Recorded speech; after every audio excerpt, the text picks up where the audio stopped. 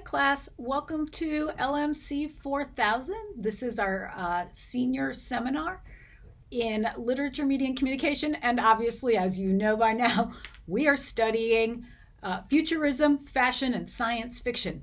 This is lecture 4, and today we're going to be talking specifically about indigenous futurisms and fashion, especially as they're expressed in science fiction. So obviously, we should start out by defining indigenous futurisms. Indigenous futurism is an artistic movement that includes novels, videos, comic books, board games, and more, any kind of medium really, that explores questions to imagine what indigenous people lived like in the past and to consider an unlimited future. So this term was first used by Anishinaabe professor Dr. Grace Dillon, who's a friend and colleague of mine. And this was in her book, Walking the Clouds, an anthology of indigenous science fiction. It's a marvelous book. We have a copy in the Sci-Fi Lab if any of you want to check it out sometime. I'm sure the Georgia Tech Library has a copy as well. So indigenous futurism is specifically an aesthetic practice that confronts past and present colonial ramifications, transforms indigenous knowledge bases, and imagines ways to heal and build better futures for indigenous communities and for 21st century culture as a whole. So that's a fancy way to put it, but another way we can think about it is that indigenous futurism helps us rewrite and reimagine historical events, critique the exclusion of Native people in science fiction and mainstream media, and recognize the strength and value of Native cultural practices and beliefs in a globally connected high-tech world. So yet another way we could think about it is that there's a range of very playful and provocative questions driving indigenous futurism. What would the world look like if tribal supernatural entities ruled? How will Native people survive a climate apocalypse? What would Turtle Island look like if it had never been colonized? Would we have high-speed canoes? Now, obviously, the answers and stories are going to vary. And in fact, this is really important. We want to remember that while most people talk about indigenous futurism as if it's a single thing, you're going to hear me bounce back and forth between indigenous futurism and indigenous futurisms. And I actually think indigenous futurisms is the more appropriate way to think about this particular brand of co-futurisms. For indigenous nations, futurism is a path to exercise and celebrate tribal sovereignty.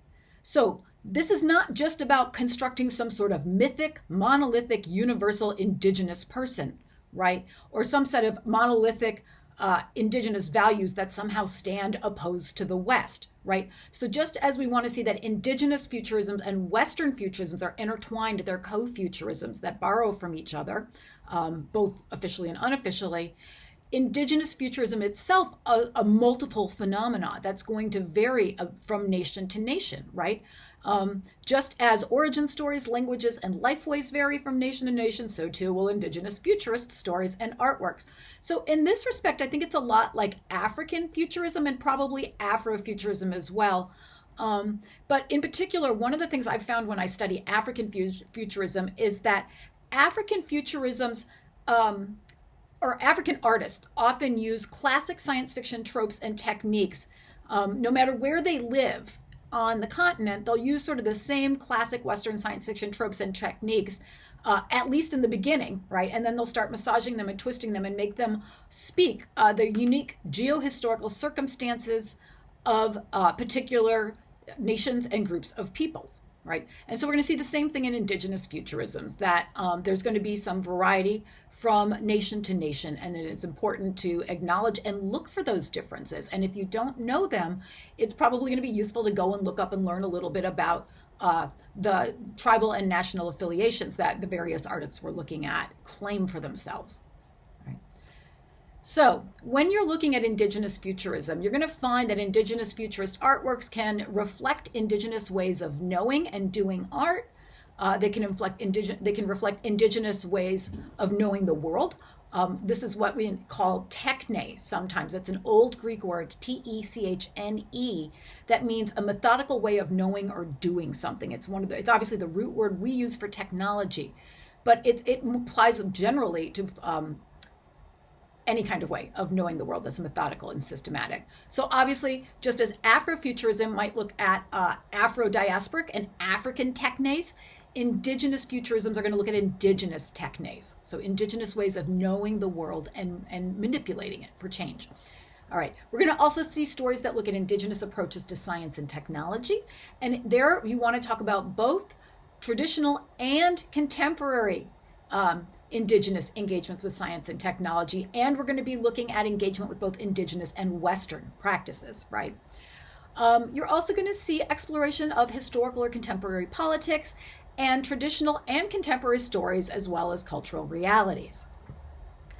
All right. So right now, let's move on and talk about the common characteristics of Indigenous futurisms. And I'm going to give you 5 major characteristics that you'll want to look for and think about as you're looking at our Indigenous futurist tales for this week.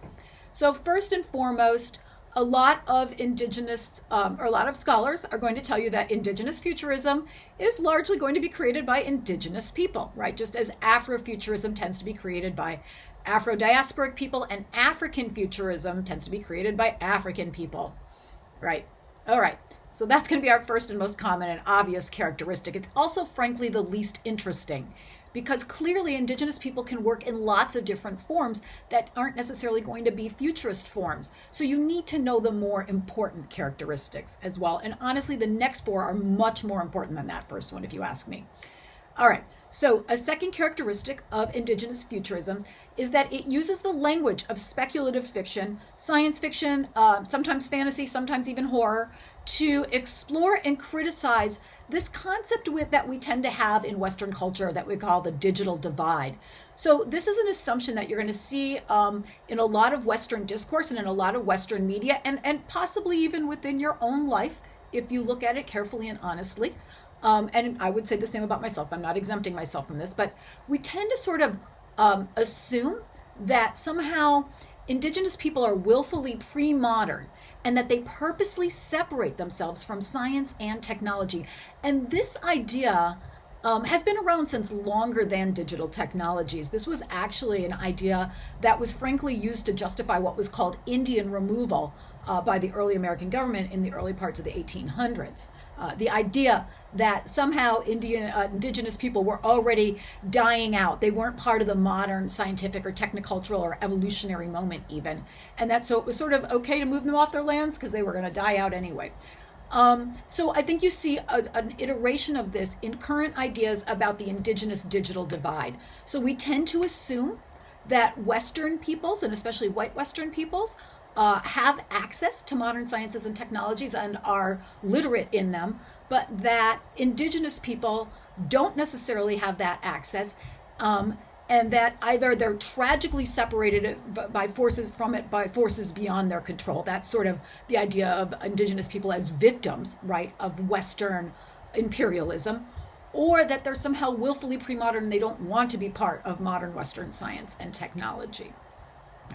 All right, obviously these are both stereotypes and both harmful to the sort of ability for people to express themselves and engage in the world equally. Okay, great.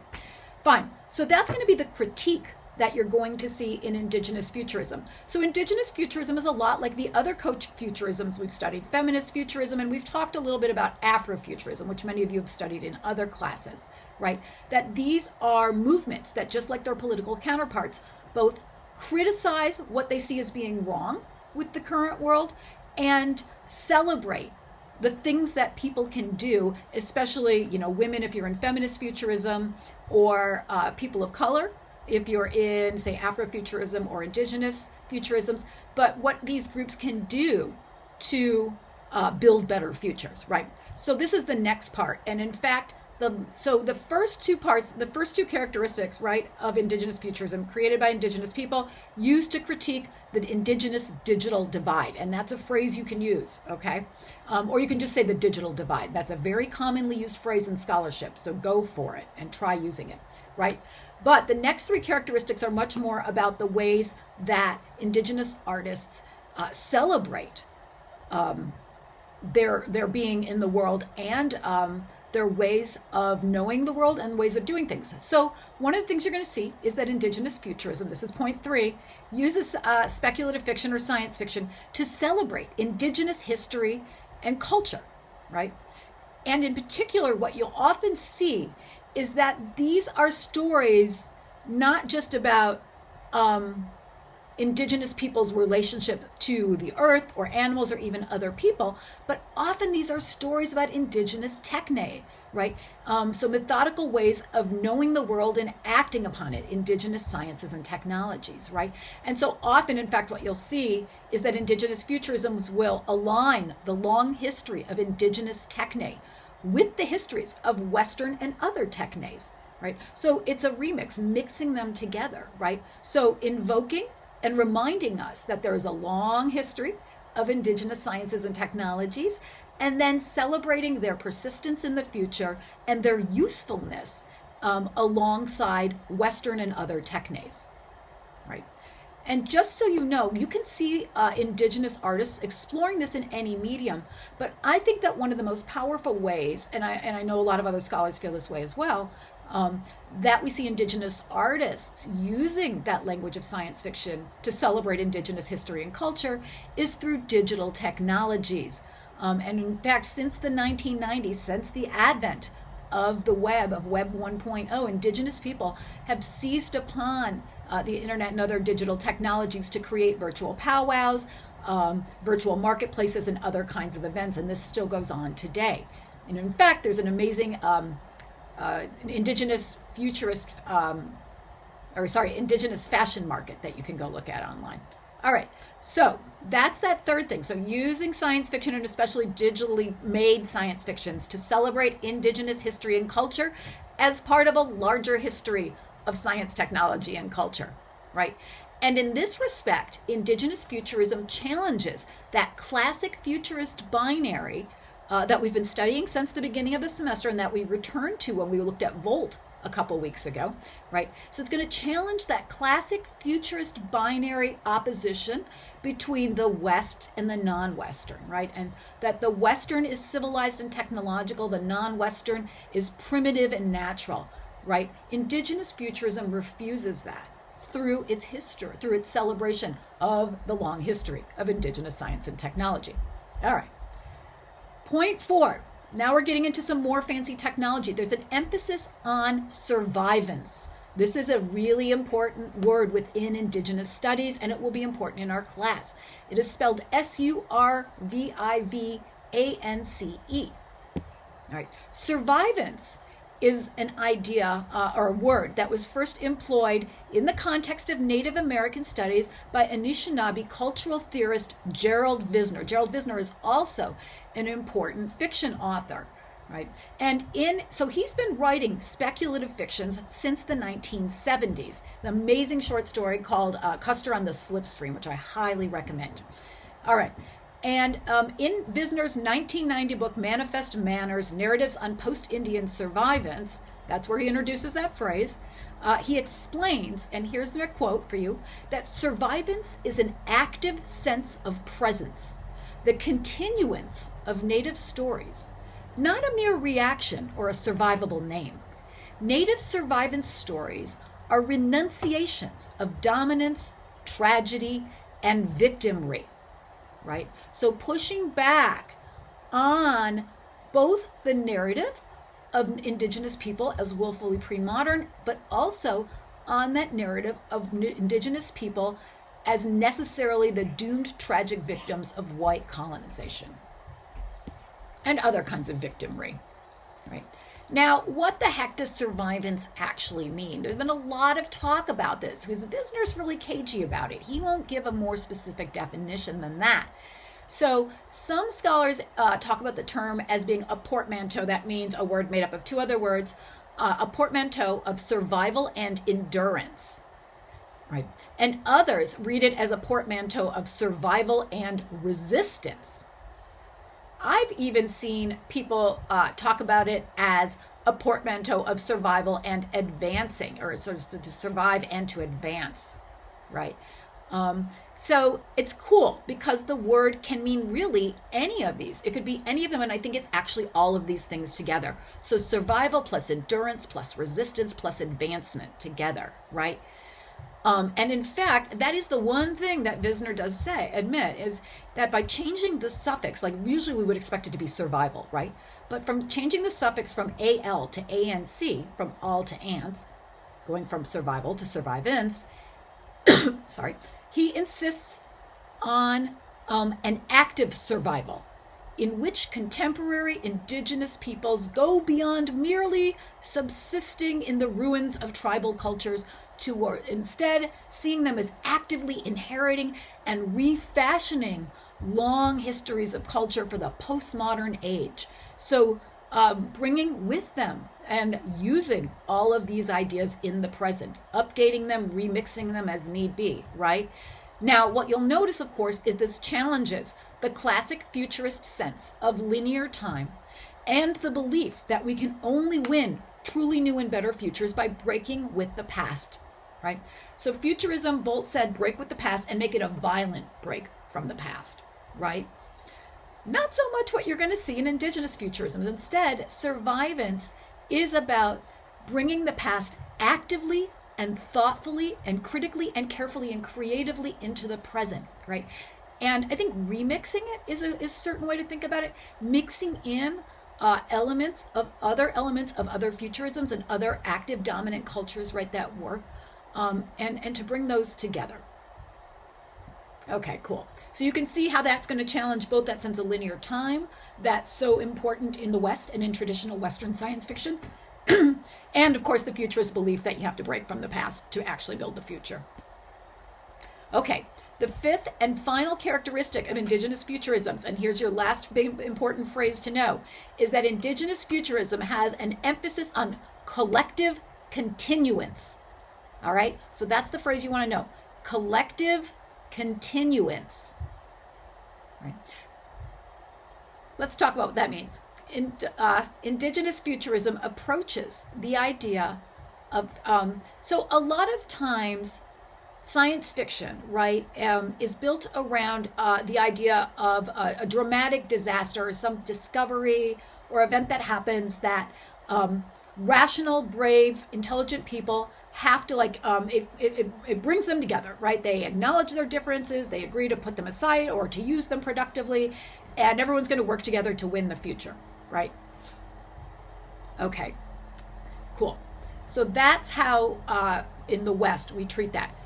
In indigenous futurism, indigenous futurists say, you know, that's a really interesting approach, but I would point out that indigenous people have already actually lived through their own kinds of technoscientific disasters and apocalypses, and that as such, we have, I'm speaking out of an indigenous futurist voice now, right? That indigenous futurist artists have some answers for that and some ways to think about how do we meet disaster, right? All right. So first of all, indigenous futurism is going to approach the idea of technoscientific disaster or apocalypse through the lens of indigenous experiences with colonial settler violence. So, right. So just as Afrofuturism, for those of you who have studied it, invites people to rethink the history of America and slavery, right, through the lens of Black experiences, right? So to rethink the history of America through the lens of Afro-diasporic experiences with Western slavery. Okay, that's what happens in Afrofuturism. Indigenous futurism approaches the idea of technoscientific disaster or apocalypse through the lens of indigenous experiences with colonial settler violence. Indigenous futurism also refuses those narratives of total destruction because obviously indigenous people are alive to tell you they survived the apocalypse, right? And many are thriving, in fact, right? So it's going to refuse these narratives of total destruction and instead emphasize solutions based on collective continuance, especially as found in the enduring connections between ancestors and descendants, right? So again, this emphasis on continuance, on continuity between the past, the present, and the future. And again, this is going to be very opposed to classic futurist solutions to the problems of the present, right? Which say if we want to solve the problems of the present, we need to use violent, sharp breaks from the past, and we need to celebrate a kind of perpetual youth outside the framework of reproduction and generation, right? That's sort of where futurism goes. Not so much with indigenous futurism, right? All right, so those are the 5 main characteristics that you'll want to know and think about when you look at indigenous futurism. So, right, like all futurisms, what's the problem being critiqued and what is the solution offered? That's always a good way to approach a futurist text or a science fiction text. So really quickly, let me give you the names of a few prominent artists who are working within the field of Indigenous Futurisms today. Artists who you might enjoy looking up just because it's cool and nourishing for you to do so, or perhaps you'd like to do a final project on them. So some great people to check out might be Loretta Todd, who is a Cree Metis filmmaker who runs IM4, the Indigenous Matriarchs 4 XR Media Lab. You can go find them online, and I will leave these names in the lecture outlines for you as well. Elizabeth Lepense, who's an Anishinaabe Metis and settler Irish game designer and digital artist. She actually is a professor right now at Michigan State University, and you can check out her work online. In fact, she has a marvelous online side-scroller video game called Thunderbird Strike. It'll take you 20 minutes to win it. Very cool. You should just go check it out online. And then Skawanati, whom we're going to be studying and talking about this week. And then she is a Mohawk multimedia artist, best known for her projects Time Traveler, which is a 9-episode machinima series that uses science fiction to examine First Nation histories, and the little piece that we're going to be watching today, She Falls for Ages. All right. She's also really well known in the fashion world, increasingly, both for her digital avatar designs and now for her real world fashion designs. So we're going to talk a little bit about that as well, hopefully. Okay. Other people you might would like to know: Stephen Graham Jones, who's a Blackfoot author, marvelous, mostly horror writer, really smart guy, has a lot of great stuff to say about contemporary fiction. And then Cree Metis multimedia artist Jason Berg, and Wendy Red Star, who is an Apsaluki artist. Oh, and I want to add one more person on there, and I want to add Misha Noga, who is, I want to say, oh shoot, I'm forgetting right now, probably Norwegian and Metis, I believe, but is one of the original cyberpunks and a really cool author. And she wrote both cyberpunk poetry and cyberpunk fiction from the perspective of Indigenous people living through these sort of crazy high-tech futures. All right. So, speaking of Indigenous futurisms and science fiction, I'm going to move on now to the third part of our lecture and tell you a little bit about the history of Indigenous futurisms and science fiction, right? And so what I'm talking about is Indigenous futurisms and Western science fiction, right? So one of the things I think that's really important, and that increasingly we see authors arguing it, and in fact, I am making this argument right now in a new history of United States science fiction that I'm writing with my LMC colleague, Dr. Ida Yoshinaga. But one of the important things, and Grace Dillon talks about this, like I said, we're talking about this, is that Indigenous people were doing speculative fiction in the United States long before the United States was even a gleam in any white person's eye. Right. And in fact, the diverse epistemologies of pre-colonial Indigenous peoples, while they're all very different, you'll find that no matter what nations you're looking at, there's a shared interest in issues of time travel, alternate realities, parallel universes and multiverses, as well as alternate histories and rich traditions of apocalyptic and monster tales that were often used to underscore the real world perils, and that are actually still very much used that way today. Cool. All right. So, for instance, I think it's the Wendigo stories that people talk about. I think it's Wendigo, which is one of the a type of indigenous demon, as a very real way of talking about violence against women and thinking about Wendigos as the kinds of people who attack women. Right. Okay. Cool. So you can see, right, that connection then between using what seems to be fantastic tales to really underscore the urgency of real world problems there. Okay. So it's not just that Indigenous people have always had technes for knowing and manipulating the world. They've always had their own stories about it as well. In some ways, of course, you might see that it's ironic that Western science fiction developed based on real world accounts of imperialism and colonization, and yet Indigenous people are rarely actually represented in early science fiction of the 19th and early 20th century, unless they're represented as some sort of deep decor, right? Somehow there's some sort of decoration, part of the past, or the part of the sort of background against which other probably white heroes are acting, or they might be cast as bug-eyed monsters. Often you'll find that the early villains of science fiction are very much raced and sometimes even gendered as well. In specific and yet obvious ways. All right.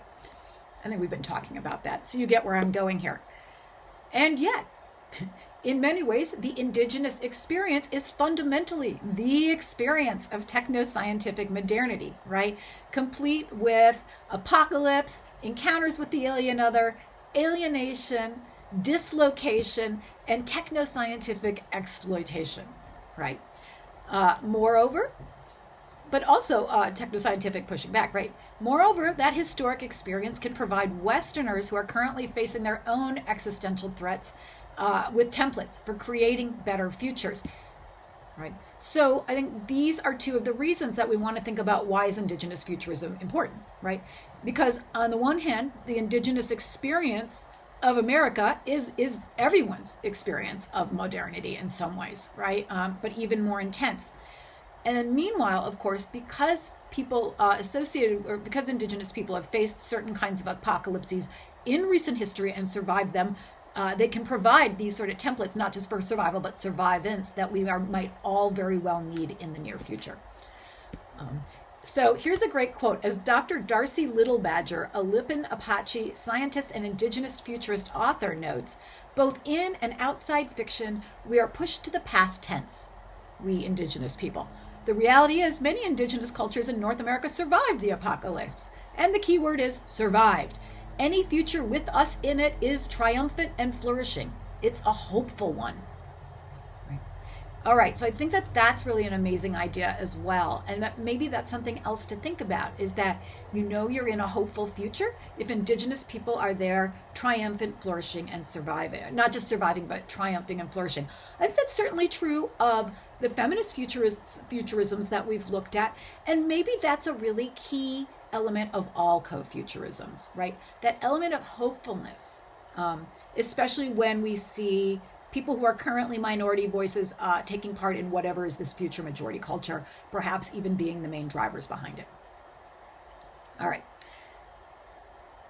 So this idea that any science fiction future that includes Indigenous people is a triumphant and hopeful and progressive one, interestingly, was an idea. It's not a brand new idea, right? Darcy Littlebadger is a contemporary author, young adult author. My kid is reading her now, loves her. So I highly recommend. She's great. You should check her out.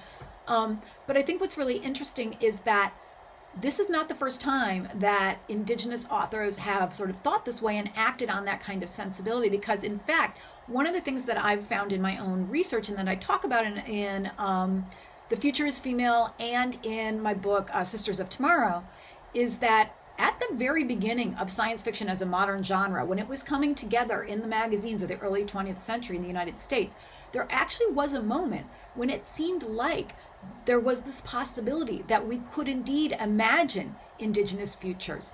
And that this sensibility, this idea that we might imagine futures that are hopeful because they include Indigenous people, there was a moment where it actually did happen. And it happened in the work of two women writers, Lilith Lorraine and L. Taylor Hanson. Right.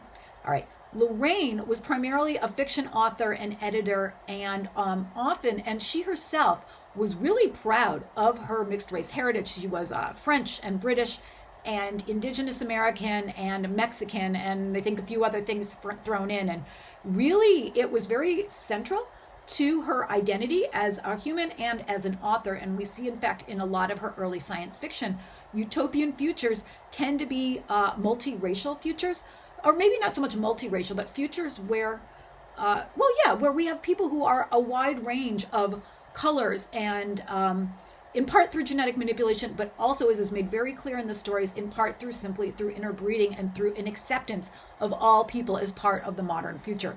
So you'll have people who will have elements of they look part of some Indigenous characteristics, some what we would call Western characteristics, maybe some African characteristics, but their hair is actually green and their skin's purple because in this future they also can do that kind of genetic manipulation. So we're seeing two levels of genetic manipulation in Lorraine's stories for these hopeful futures that include Indigenous people such as herself. L. Taylor Hanson's an even more interesting case. L. Taylor Hanson originally was a female-presenting science fiction author in the 1920s and early 30s, and then left the science fiction community to travel the world, have a baby and get a PhD in anthropology. And in fact, she was one of the first people to study anthropology at the graduate level and studied with Francis Boas, who, as many of you know, is the father of modern anthropology, and really asked people to think long and hard about the racial assumptions that went into their narratives of human evolution and culture, right? And Hansen herself, when she came back to the science fiction community, she wrote under the name L. Taylor Hansen, and was often presented as a male by herself and her editors and readers. I don't think this was necessarily a trans moment, that she transitioned to an actual male identity, because we know that L. Taylor Hansen continued to write under her full name, but she used that other name to publish science articles. So it seems like really what she probably wanted to do at that point was keep herself as a scientist separate from herself as a science fiction author. And there may have been good reasons for this, because when Hansen came back to the science fiction community, she published her dissertation over the course of 10 years in Astounding Science Fiction. And essentially what it looks at is it's 10 years of writing about the racial and racist assumptions driving modern anthropology that lead anthropologists to assume that white people are the origins and pinnacle of all civilization. And of course, perhaps not surprisingly, because Hansen herself identified as an indigenous, as from an indigenous background, what you learn over the course of this 10 years in her dissertation is that there's just as much evidence to suggest that indigenous people are perhaps the real originators of all other peoples and all other cultures. Whether or not you believe us, it certainly was a really dramatic and interesting way to explore the same sets of issues that Boas and his students were, and Taylor herself, were exploring in the field of science. Now, both Lorraine and Hansen were basically driven out of the community, or certainly silenced and taken out of science fiction history by there was this backlash in the 1930s and 40s and 50s against progressive politics, especially feminism, but also the incipient civil rights movements, including the incipient indigenous rights movement that Hansen was involved with, and that she got a lot of other people at Amazing Stories excited about as well. So that happened for a few moments in the 30s and the 40s, and then you had the rise of this younger set of white male editors who really, both implicitly and explicitly, wanted to reshape science fiction as being about white people. Lorraine left because she didn't like the way that the community was being commercialized and gutted of its politics. And so she actually went into small press publishing, as like a lot of women in the modernist movement actually did, and was very successful there. But, it took her voice and her ideas out of the science fiction community.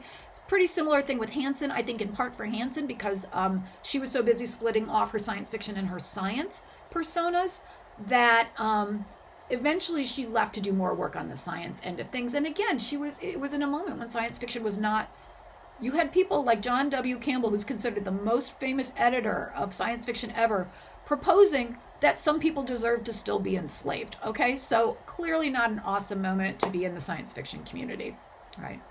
But this wasn't just science fiction. You want to remember that this was all of American culture at the middle of the 20th century.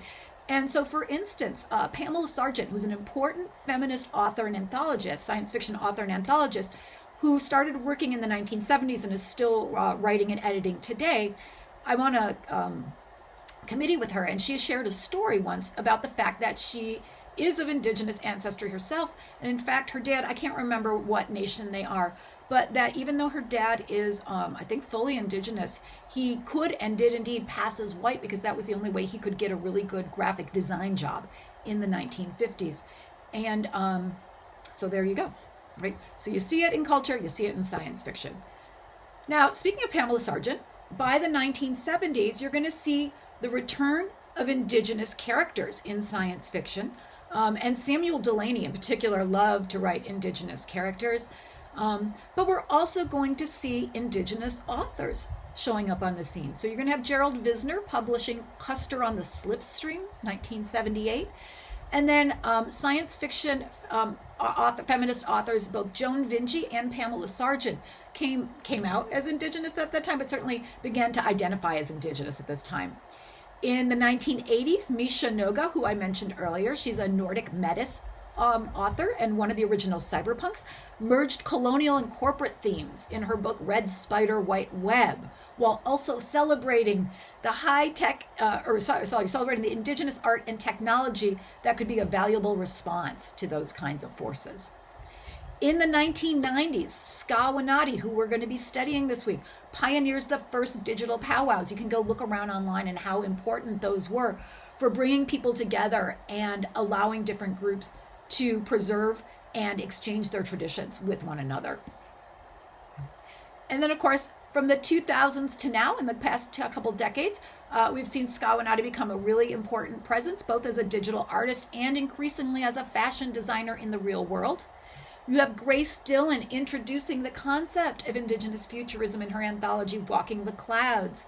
And another sort of fun moment that I personally think is what shows you Indigenous Futurism has truly made it into the cultural imagination is that in 2017, when Elizabeth LaPense released her award-winning Indigenous eco-fantasy game Thunderbird Strike, she was labeled as a terrorist and one of the worst threats in America by no less than Fox News.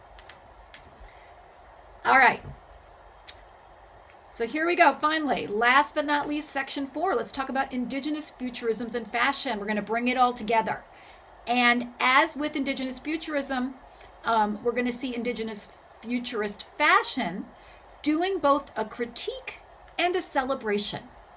All right. So first we're going to talk about just Indigenous fashion in general, right? Indigenous fashion right now, well, Indigenous fashion designers have to grapple with and always have this long-standing problem of design appropriation that goes back literally hundreds of years. So for hundreds of years, white Western designers have been appropriating sacred prints, leather work, beading, etc., without giving any kind of cultural credit, right? And of course, that contributes to the marginalization and the erasure of Indigenous people as actors in the modern world. However, today, and we've seen this coming for a while, but really, I'd say it's really picked up steam, it seems to me, in the last maybe 3 or 4 decades, just as Indigenous science fiction has been picking up. Probably since the 60s and 70s, right? We see the rise of Indigenous artists. So for the last 50 years, I'd say. We've seen Indigenous artists fusing time-honored cultural patterns of craftsmanship with new design technologies. So, for instance, Bethany Yellowtail's wing dress collection pays homage to the clothing worn by Crow and Cheyenne women warriors. And what she does is she uses graphic silk screens, right, to print that onto her clothes. So she does the same patterns and sort of pays homage to her own sort of feminist history. There's also, for instance, Carrie Atumbi's quill work jewelry, which is made with modern goldsmithing and 3D printing, right? So that's one way we see Indigenous fashion merging tradition with modern technologies. So traditional technologies and modern technologies, traditional design and modern technologies. I think that's the way we want to talk about it, right? And I will leave the names of these artists on your outline so you can go and look them up yourself, of course. And then we also see Indigenous artists who are updating traditional designs with modern materials and patterns. And Skawanati's ribbon shirts are an excellent example of this. If you're interested, go Google Skawanati ribbon shirt Vogue. And that's where you'll get, I think, the best account of it. And you'll see how she's taking these traditional shirts and making them speak to modern Indigenous identities and experiences of the world through like neons and camouflage prints and all kinds of fun stuff. How else do you say this? So one thing that's cool is, as these quick examples I've given you should suggest, Indigenous fashion takes inspiration from all aspects of Indigenous history and life. And of course, the examples I gave you are, right, like connections to animals, connections to specifically, culturally specific regalia. And so that makes sense. But also, you're going to find Indigenous fashion that has connections to other kinds of objects as well, like historical government documents. There's this really cool Indigenous designer, Evan Ducharme, who uses old census documents as parts of the patterning and design on his clothes, right? And so I think this is a really good point that Bethany Yellowtail makes. And this is the sort of same thing that we were talking about with Indigenous Futurism. Here she talks about one of the biggest misconceptions about Indigenous design is that it's all the same. Right? Quote, Crows are really very different than Navajos, and Cheyennes are very different than the Ojibwa. It's really important to tell these stories and all of these different stories through our design, right? So what I think is cool is that right there, even before we've started talking about futurism, you can see how contemporary Indigenous fashion designers are really engaging in this project of not just doubling our sense of the future, but tripling it and quadrupling it and multiplying it, giving us lots of different ideas about what it means to be in this world and what it's going to mean to build different futures. And in fact, we've seen just in the last decade alone, the rise of at least 5 different fashion weeks that are Indigenous Fashion Weeks. So right now we have Indigenous Fashion Week in Toronto, Vancouver, and Sydney. You have the Southwestern Association of Indigenous Artists here in the United States.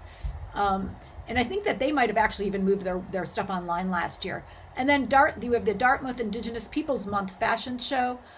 There's the ACONAV Indigenous Couture Fashion website. So we're seeing Indigenous Couture Fashion. You should go look up the ACONAV website. It's very cool.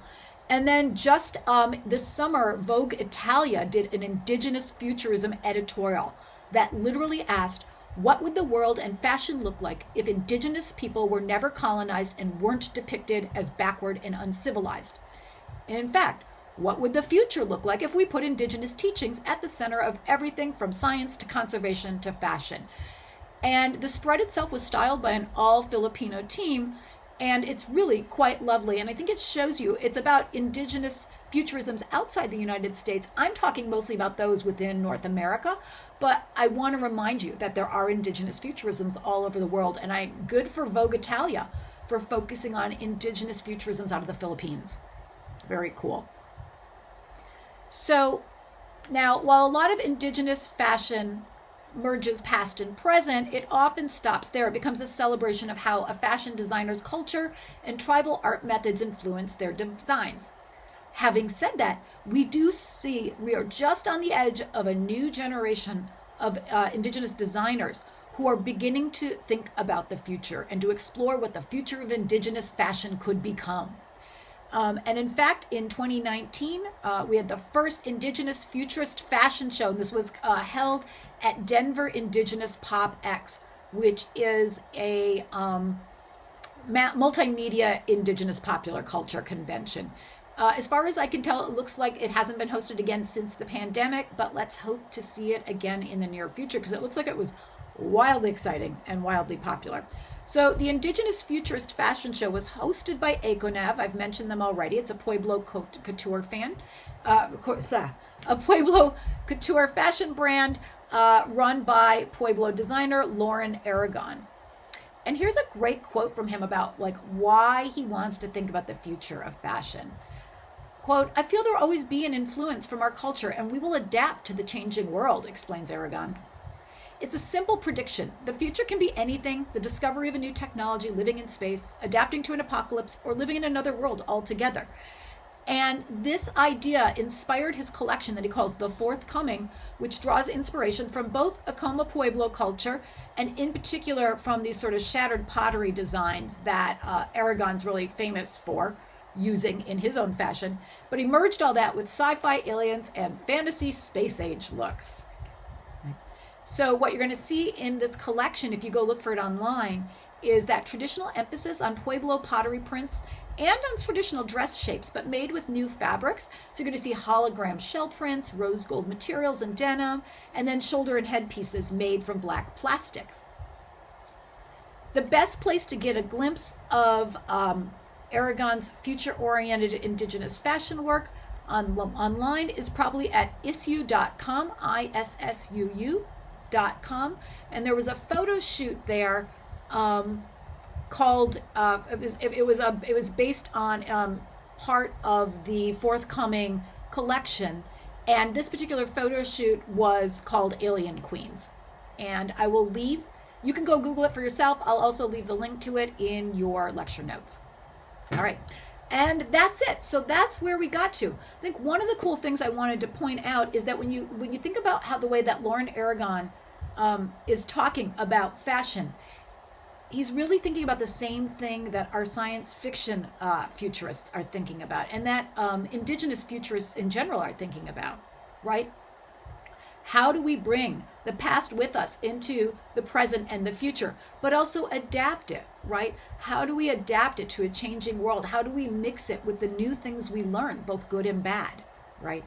And how can we bring that together in both critical ways to show us what's been lacking or lost, especially in currently dominant ways of knowing the world, and also to celebrate what we're finding, what we've had in the past, and what we have in the present, and what we can become in the future. All right, great. So here are some questions for you to think about and that we will organize our conversations around next week. So first, when you look through our stories and our movies for this week, and you're going to have a short story by Lilith Lorraine, another short story by Rebecca Roanhorse, and then a short machinima piece by Skawanati called She Falls for Ages, and a short film by Nanaba Becker called The Sixth World. So in each of these cases, I want you to be able to tell me, where do we see these stories embracing the ideas, the characteristics of, where do we see the characteristics of Indigenous futurism in these stories? In particular, what is the problem each of these stories criticizes, the specific problem, and what is the solution? What do they celebrate? How does this teach us to think differently about science, technology, and race? The next question we want to think about is, once we've figured out what the point of these stories is how do our Indigenous futurist artists convey their ideas about the future, and who counts as a citizen of the future through fashion? Right? So something that we looked at also when we did our last co-futurist unit on feminism. Finally, a couple other questions we should think about. Do the fashions that are described and depicted in these stories look like, we could think about, do they look like? Do you think that these Indigenous fashions look like the kinds of futurist fashion that are actually being made right now and that are represented in Vogue Italia and in Lauren Aragon's work? Or do they give us even more new ways of thinking about Indigenous futurist fashion? And then maybe an easier question, or not easier, but a useful question would be, what would Volt say about the fashion in these texts? And how would the artists respond to Volt? All right, my friends, that's it. So now you are at least familiar with the basics of Indigenous futurism and Indigenous fashion, and especially as they come together in Indigenous science fiction. So I'm going to look forward to seeing how you all put it together and talking about it more with you next week. Bye now.